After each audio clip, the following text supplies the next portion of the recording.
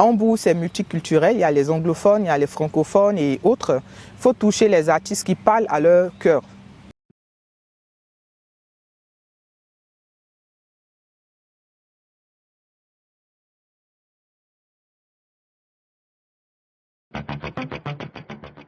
Hambourg, c'est multiculturel, il y a les anglophones, il y a les francophones et autres. Il faut toucher les artistes qui parlent à leur cœur. C'est comme ça qu'on a réfléchi ensemble. C'est une équipe. Oui, c'est ça, c'est un travail d'équipe. Hein. Je ne suis pas seul, on parle de moi, mais c'est toute une équipe. On a réfléchi ensemble, on a trouvé les artistes qu'on croyait mieux pour pouvoir toucher les cibles que nous voulons, parce qu'on a une cible quand même. Et voilà, c'est comme ça qu'on a fait le choix des ténors, le choix de Dobé Niaouré. Candy Guira, une très grande artiste aussi dans la trempe de Dobé Niaouré, qui a été choriste de Oumou Sangaré pendant des années, qui a joué sur des grandes scènes aux États-Unis. Elle est ivoiro-burkinabé. On a touché un groupe reggae qui nous vient aussi de la France, ce sont des Antillais. On a touché un groupe Zouglou pour la communauté ivoirienne qui vont venir faire du show Mapuka, Yusumba et Zouglou. Shaolin, parce que Shaolin, c'est un artiste à voix aussi. On le néglige peut-être, mais Shaolin, il a joué aussi ici en Allemagne à un événement de Battle Dance de rue de Gadoukou La Star. J'ai été surprise. Et moi, c'est un artiste aussi que je suis personnellement qui sait faire du live. Je voudrais des gens qui font du live. Si vous voyez la programmation, c'est que du live. Super. Même Gadoukou, il va faire du... J'ai envie de dire live, mais c'est du semi-live parce que ça sera avec de la batterie et tout ça. C'est pas que pour un DJ, il danse, mon chien, tout. Non, moi, c'est pas ce que je veux. Ça, c'est en salle, on fait ça. Lorsqu'on parle justement de Gadoukou, ça rappelle aussi l'épouse du défunt artiste coupé-décalé, Eskeli. Comment son nom est peut-être tellement compliqué. Toi, tu es allemande. Genschrover, je sais pas. Tu la connais pas? Je la connais, je l'ai déjà vue personnellement, mais elle n'est pas mon amie. Mais je l'ai déjà vue, on s'est déjà rencontrés dans des projets ici en Allemagne. Et puis, Eskeli, ça n'a jamais été mon amie. Elle non plus, elle n'est pas mon amie, mais je la connais. Mais vu qu'elle est en Allemagne et qu'elle aussi, elle est dans ce domaine culturel, oui. De par le canal de Gadoukou, est-ce que vous avez essayé de faire la connexion? Bon, on se connaît comme ça comme personne, mais elle, déjà, elle n'est pas à Hambourg. Si je ne me trompe pas, elle est à Berlin. Peut-être que je me trompe. Si je me trompe, veuillez m'excuser. Mais sinon, voilà, on ne se voit pas comme ça. Mais elle est faite plus dans les salles, tout ce qui est recherche d'opéra et tout ça. C'est vraiment monde classique, opéra, c'est différent de ce que nous faisons. Donc, elle est fait ce brassage-là. C'est pour ça justement elle a pu faire produire Eskeli dans ce genre d'espace. C'est ça. Donc, du coup, Eskeli, lorsqu'il venait en tournée, il n'est jamais venu ici à Hambourg pour ce genre de... Si. Eskeli, il y en a l'autre, comment il s'appelle déjà, qui fait maintenant la comédie là. J'ai oublié son nom, Eskeli, Gadoukou La Star, et puis il y a un autre qui fait la comédie là. Ils étaient là, ils venaient à Hambourg ici, et puis à Bremen. Dédé Gotha? Gotha, c'est ça. C'était le même groupe de personnes. Ils faisaient les spectacles ici dans les opéras, dans les salles, et puis après, voilà. Et tu allais suivre tout ça? Oui, souvent. Et le public est composé généralement de quoi? D'Allemands? À 99 ou 98% d'Allemands. Ah ouais. Parce que l'entrée est payante et nos gars, c'est pas toujours évident. On va en venir justement, le Naïe Festival. Est-ce qu'il est payant et quel genre de public tu attends? Outre les Allemands forcément, c'est vrai que tu attends aussi la diaspora. Est-ce que c'est payant et est-ce que tu attends aussi les gens de la diaspora et autres? Non, le Naïe Festival est gratuit. L'entrée est gratuite. C'est l'objectif en fait de la chose, que les gens viennent s'amuser, ils viennent découvrir des belles sonorités, mais en même temps qu'ils viennent découvrir le côté culinaire de l'Afrique. Donc tout ce qu'ils payent, c'est la nourriture qu'ils vont consommer, les bazars qu'ils vont acheter parce que les gens ils viennent pour pouvoir exposer leur business. À part ça, l'entrée est complètement gratuite. C'est ça, tu as bifurqué un peu là-dessus. C'est vrai qu'il y a la programmation artistique, mais il y a tout ce qui est culturel autour, l'artisanat, la gastronomie. Est-ce que tu peux donner plus de détails à ce niveau? Volontiers. On a la gastronomie de différents pays d'Afrique. On a le Cameroun, l'Érythrée, merci. On a le Ghana, qui est d'ailleurs notre pays gaz spécial cette année. On a la Côte d'Ivoire, le pays invité. On a la Côte d'Ivoire. On a le Cameroun, voilà, qui va faire la nourriture. Et puis on a le Sénégal aussi, pardon. Au niveau des bazars, il y a les Ivoiriens, il y a les Burkinabés, il y a les Sénégalais qui dominent. Voilà, en tout cas, c'est l'Afrique dans toute sa diversité. Il y a le Kenya aussi qui est représenté. On veut toucher en tout cas toutes les communautés africaines. Comme on dit, les gens ici, quand ils disent d'où viens-tu, on dit je viens de l'Afrique. Mais l'Afrique, c'est un continent en fait. Donc il y a plusieurs pays, il y a plusieurs langues même dans un pays. Donc on veut toucher tout le monde pour que tout le monde se sente concerné par le Naïe Festival. Comme j'ai dit, l'objectif ici, c'est de mettre l'Afrique à l'honneur. Et en particulier la Côte d'Ivoire. Dans tout ce que nous faisons, c'est pour cela qu'on travaille aussi en étroite collaboration avec l'ambassade de Côte d'Ivoire, que je salue au passage parce qu'ils nous soutiennent. Son Excellence Philippe Mongou qui nous soutient, un excellent ambassadeur, j'ai envie de vous dire ici sur ce plateau, qui nous soutient dans tout ce que nous faisons et qui travaille en collaboration avec nous. Même la semaine passée, il a délégué une équipe qui est venue ici pour travailler de façon technique. On parle du point de vue technique, comment ils vont s'impliquer. Donc c'est pour dire qu'on travaille en étroite collaboration avec l'ambassade de Côte d'Ivoire, qui est un grand soutien pour nous. Donc on met l'Afrique et la Côte d'Ivoire en particulier à l'honneur. On a un stand de la Côte d'Ivoire. On donne la possibilité aux différents stands des associations africaines ici de pouvoir venir vendre le travail qu'ils font dans leurs associations respectives. On a un business village. On donne l'opportunité aux startups et à des investisseurs de faire une rencontre pour parler affaires, pour créer des opportunités. On a un Politalk où c'est un débat politique. Les thèmes cette année, on va parler de l'inflation. On sait que tout est devenu cher. On va parler de la culture, de la mobilité, on va parler du climat. Et puis voilà, ce sont les thèmes qu'on va aborder. Et puis du racisme, qui est aussi un fléau très important ici en Allemagne. Donc c'est de tout ça qu'on va parler en fait. Lorsque tu dis ça, ça dit que quoi, les Allemands sont racistes ou c'est quoi? Oh, ça a nettement évolué, j'ai envie de dire, depuis que George Floyd est décédé. Dans le monde, il y a... George Floyd, voilà, aux États-Unis. Exactement, dans le monde entier, il y a quand même un regain de conscience. Donc les Allemands s'appliquent ici, en tout cas, à pouvoir intégrer les Noirs dans tout ce qu'ils font. Parce qu'il faut savoir que dans toutes les administrations allemandes, il y a un quota, je crois, en France c'est pareil d'ailleurs, il y a un quota de Noirs qu'il faut avoir. Donc nous, on est en train de travailler pour que, du point de vue politique, que ce soit respecté. Et puis, ça a nettement changé. Il y a plus de jeunes qui collaborent avec les Noirs. Maintenant, si vous voyez dans toute la ville de Hambourg, même dans le pays même, il y a des Noirs qui sont chauffeurs de bus. Avant, ce n'est pas le cas comme en France ou à Londres. Ici, c'était vraiment difficile de voir ça. Aujourd'hui, dans toutes les instances, même moi qui vous parle, je suis cadre emploi à la ville. Avant, ce n'était pas possible. Donc, il y a vraiment un grand changement ici. Pour voir un Noir député ici en Allemagne, ce n'était pas le cas, mais aujourd'hui, il y en a. Il y a d'ailleurs l'un des invités politiques, il s'appelle Elombo, c'est un Congolais qui est maire à Bremen. Il y a, voilà, on invite, il y a une députée ghanéenne ici, même moi, comme je dis, je suis présidente de parti. C'est ça. Je suis conseillère municipale, ce que je n'ai pas dit aussi. Tout à fait. J'allais même te demander, est-ce qu'on te verrait un jour candidate justement au niveau de ta commune pour être maire? Absolument. Et ça, c'est... Député ou maire en tout cas. Ok, ça, tu projettes ça dans combien d'années? Même l'année prochaine, hein. Ah ouais, pour les élections prochaines? L'année prochaine, il y a les élections législatives et les élections européennes. On va se battre. En tout cas, on sera très heureux de revenir voir Madame la députée pour une interview. Inch'Allah. Christelle Yobo, allemande d'origine ivoirienne, qui a créé le Naïe Festival et qui sera, Inch'Allah, comme elle a dit, certainement, soit députée ou maire de sa commune. Cette commune à Hambourg, comment elle s'appelle ta commune? Rothenburgsort. Rothenburgsort. Une belle petite commune, près de l'eau, à 10 ou 12 minutes de la ville principale, pardon, de la gare principale, en transport en commun. Donc, ça peut vous dire combien de fois elle est centrale et il y a un grand chantier de construction dans la commune. Je vous dis, de vous donner rendez-vous dans 2 ans seulement, vous n'allez pas reconnaître cette commune-là. Une très belle petite commune. Bah, on viendra volontiers. Passionné de culture, de musique, de politique et autres, là, tu crées le Naïe Festival. On va revenir rapidement sur le Naïe Festival. Au niveau des exposants, tu attends combien de personnes? Au niveau des exposants, la ville nous a imposé 12, minimum 12 personnes pour ceux qui font les bazars. Okay. Pour la gastronomie, on a au total 7 nationalités, on va dire. Voilà, ce sont les exposants qui seront. On a une société ivoirienne, EOX CI, qui vient spécialement de la Côte d'Ivoire pour venir promouvoir dans l'immobilier au Naïe Festival. On a pour parler avec le ministère de la Culture, qui veut venir aussi présenter ses acquis et puis rencontrer aussi j'ai envie de dire le monde culturel aussi à Hambourg. Il y a le ministère du Tourisme aussi qu'on veut mettre en avant pour parler. Ils ont parlé avec l'ambassade aussi. Ils ont manifesté l'intérêt en tout cas de venir. Donc on espère finaliser cela par la grâce de Dieu, que Dieu touche leur cœur pour qu'ils viennent.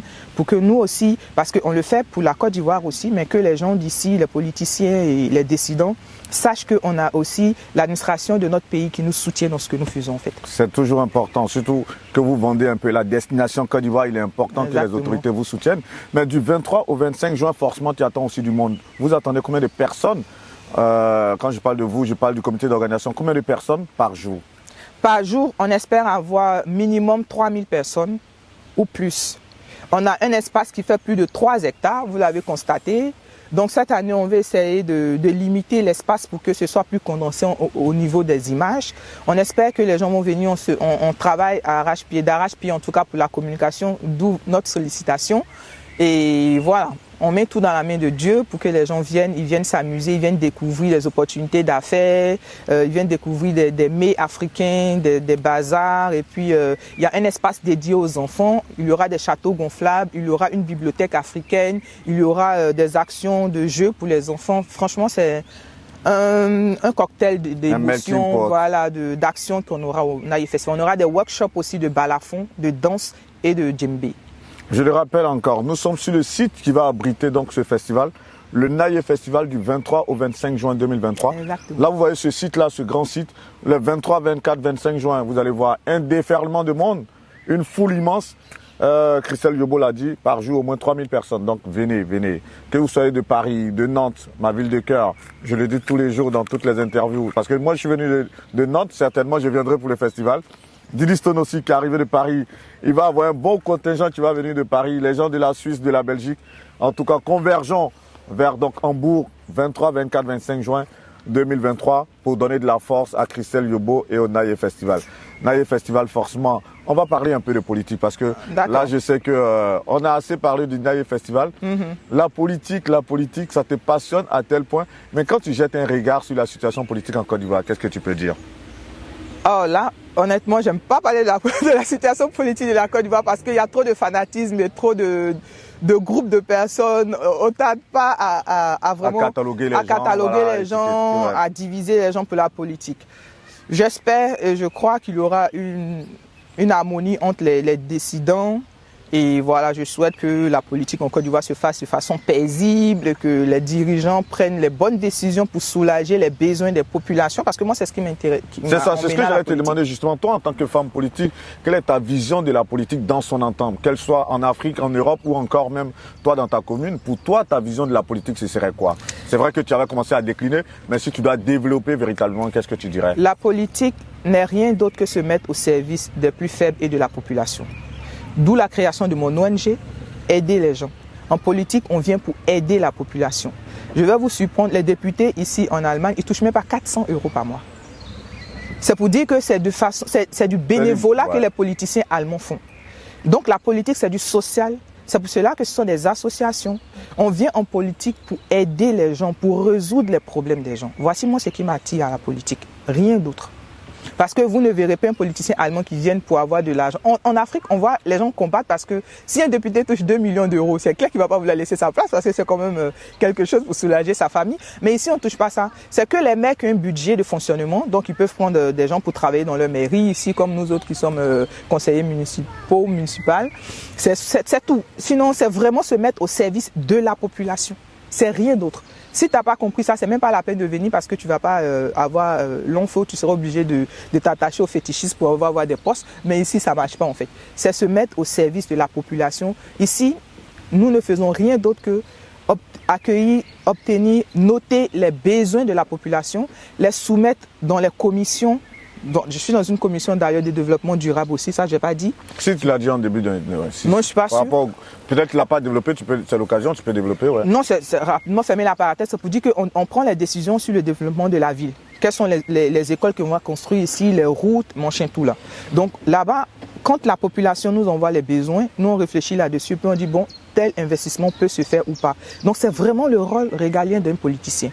Soulager les besoins de sa population. Créer des projets qui soulagent ces populations, rien d'autre. Parfait. On est à l'ère du digital, forcément, ça ne va pas manquer. Là, quand on voit la programmation, il y a pas mal d'influenceurs en Côte d'Ivoire, un peu partout en Afrique. Hein. On connaît un peu les influenceurs quand même ivoiriens.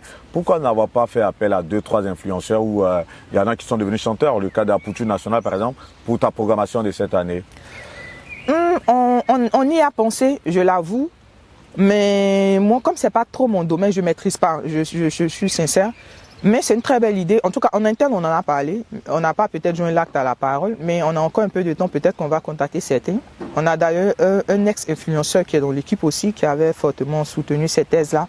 On va essayer de travailler là-dessus. En fait, moi, l'objectif même, c'était, comme je vous ai dit, hein, c'est de façon très spontanée qu'on vous a appelé parce qu'on s'est dit, il faudrait qu'on exporte un peu notre communication parce qu'au niveau d'ici, on est un peu limité, parce qu'on n'est pas nombreux ici dans notre équipe. Donc, on veut bien le faire. Donc, si vous en connaissez, qui peuvent nous soutenir, C'est notre objectif, parler-leur de notre festival pour qu'on puisse propager. Ils vont le découvrir à travers Actu People. Justement, pourquoi avoir fait appel spécifiquement à actupeople.net? Ben parce que étant dans la diaspora, on veut toujours avoir un contact spirituel ou digital au niveau de la Côte d'Ivoire, j'ai envie de dire, de son pays d'origine. Et Actu People nous donne les informations de tout ce qui se passe en Côte d'Ivoire, même en Europe ici. Donc moi je suis certaines, en tout cas quand mon temps me permet, les activités, les émissions que vous faites, moi j'apprécie beaucoup.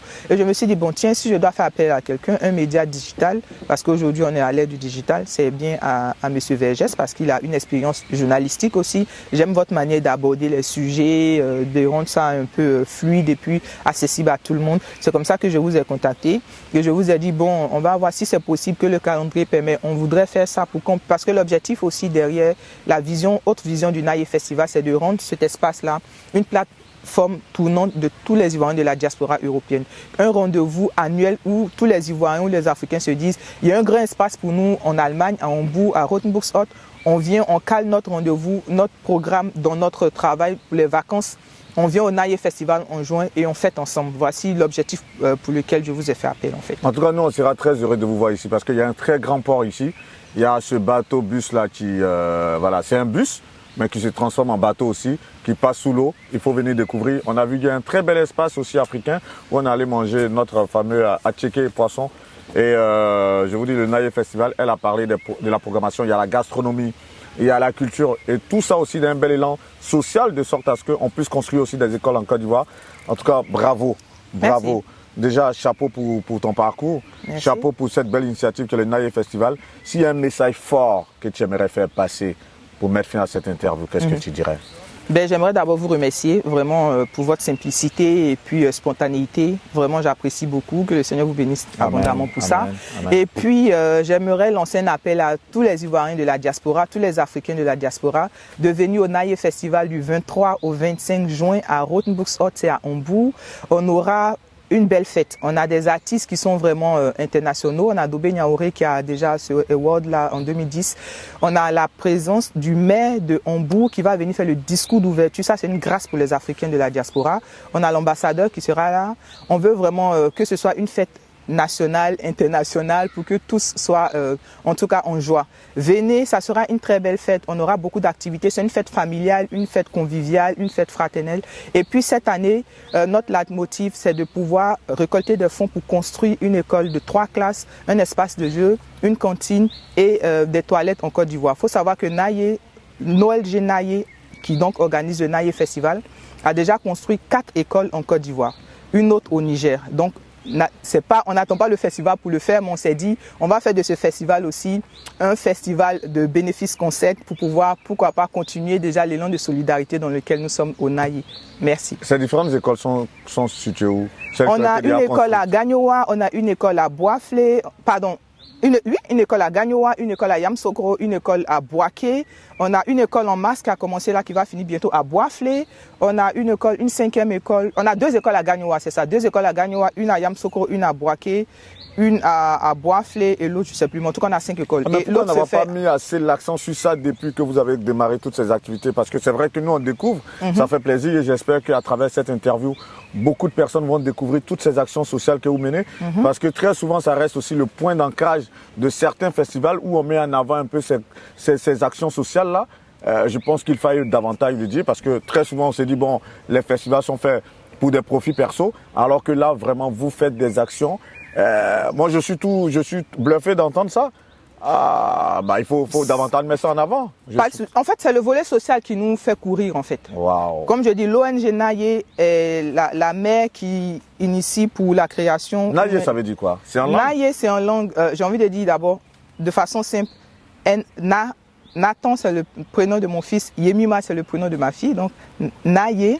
Mais en même temps, ça veut dire, tu as vu, ça signifie amour et prospérité. Dans quelle langue? En Gagou. Wow. Donc en Gagou, on va dire, quand on dit Naïe, tu as eu, tu as obtenu. Maintenant, on va dire aussi, Naïe, c'est le diminutif comme ça, hein, des prénoms de mes enfants, Nathan et Yemima. Jemima en français. Wow. Voilà, donc c'est vraiment l'amour et la prospérité. Donc ça nous tient à cœur. On veut faire des actions sociales pour bénir la vie des autres. Moi, je dis toujours au Naye, dans notre ONG, faut qu'on soit un canal de bénédiction pour une multitude de personnes. Donc le festival que nous faisons, c'est vraiment pas pour avoir de l'argent. Cette année, on veut initier ce volet de bénéfice concept là pour rassembler les fonds pour construire encore comme on le fait déjà en Côte d'Ivoire. C'est tout. Nous, on a pris plaisir en tout cas à faire ce pèlerinage à Hambourg. Le plaisir est mien. Merci à son Excellence l'ambassadeur, M. Philippe Mangou, qui en tout cas soutient cette belle action du Naye Festival. Christelle Yobo et toute son équipe vous donnent rendez-vous les 23, 24 et 25 juin 2023 au Help Park, là où nous avons réalisé cette interview en ce jour en Allemagne.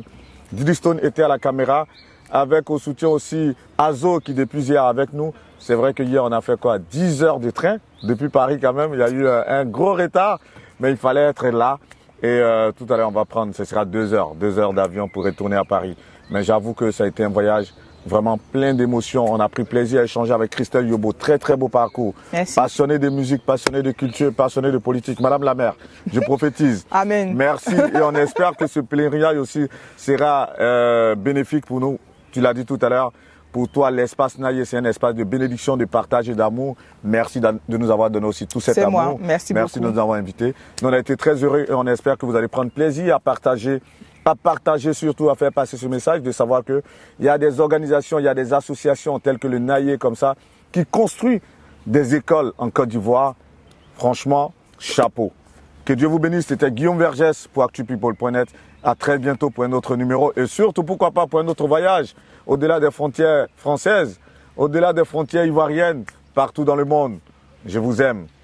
Et dans le monde, un peu partout, vous êtes très nombreux, des millions à nous suivre. On vous envoie beaucoup d'amour. Au revoir. Merci. Au revoir.